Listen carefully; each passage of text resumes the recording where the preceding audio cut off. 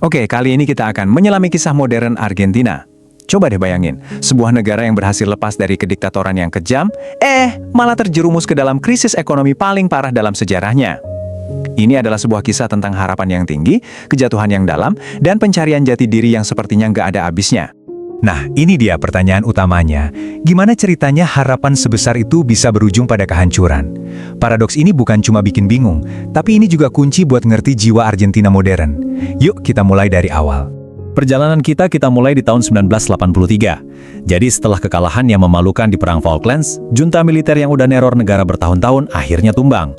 Untuk pertama kalinya setelah sekian lama, udara di Argentina itu rasanya penuh dengan harapan, penuh dengan aroma kebebasan dan demokrasi.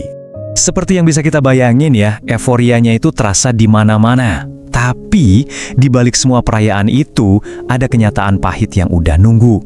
Pemerintah yang baru ini nggak mewarisi negara yang mulus dan siap bangkit, tapi sebuah negara yang udah babak belur, yang ada di ambang kehancuran. Ini dilema gila yang mereka hadapi. Di satu sisi, harapannya besar banget. Demokrasi kembali dan ada desakan kuat buat mengadili semua pelanggar HAM. Tapi di sisi lain, kenyataannya suram banget. Utang luar negerinya numpuk, ekonominya rapuh, dan masyarakatnya menanggung luka trauma yang sangat dalam. Sayangnya, stabilitas politik yang baru didapat ini ternyata rapuh banget. Kenapa? Karena di bawah permukaan, mesin ekonomi negara ini mulai goyang dan membawa Argentina ke sebuah perjalanan roller coaster yang bakal nguji ketahanan bangsa ini sampai ke batasnya. Coba kita lihat lini masa ini. Di akhir 80-an, inflasi itu parah banget. Sampai-sampai uang hampir nggak ada harganya. Terus di awal 90-an ada secercah harapan. Ada reformasi pasar yang berhasil bikin mata uang stabil. Masalahnya, stabilitas ini tuh dibeli pakai utang luar negeri yang super besar. Ya, ini ibaratnya kayak bangun rumah mewah di atas pondasi pasir. Cepat atau lambat, pasti bakal runtuh.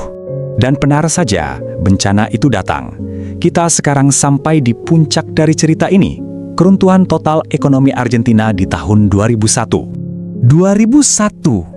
Coba deh, ingat tahun ini. Buat Argentina, ini bukan sekedar angka. Ini adalah luka, titik balik, sebuah momen yang selamanya terukir di ingatan kolektif mereka.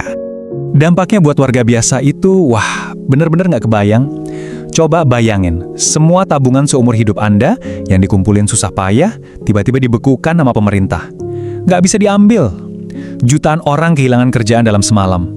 Angka kemiskinan meledak, jalanan penuh sama protes dan kemarahan. Ini bukan lagi krisis ekonomi, ini keruntuhan sosial.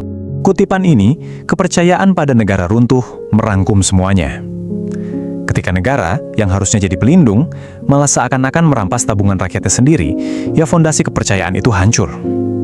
Kontrak sosial antara pemerintah dan rakyatnya udah benar-benar rusak.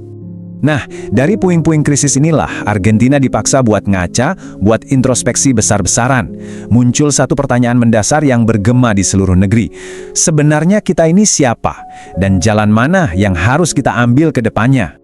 Pertarungan ideologis inilah yang membentuk politik Argentina sampai hari ini.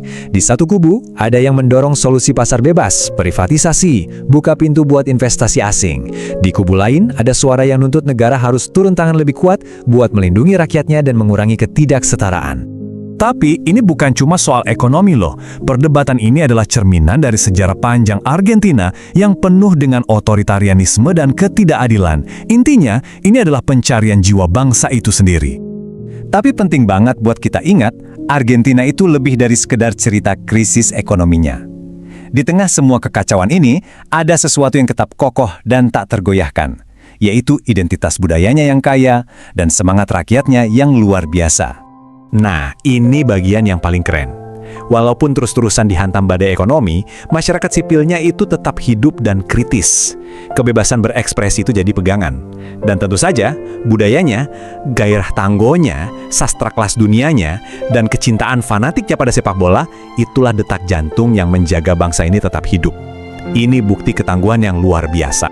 Jadi, kalau mau kita rangkum, kisah Argentina modern itu sebuah siklus yang terus berputar. Siklus jatuh, bangkit lagi dengan susah payah, dan terus berjuang buat menemukan keseimbangan yang sepertinya selalu lolos dari genggaman.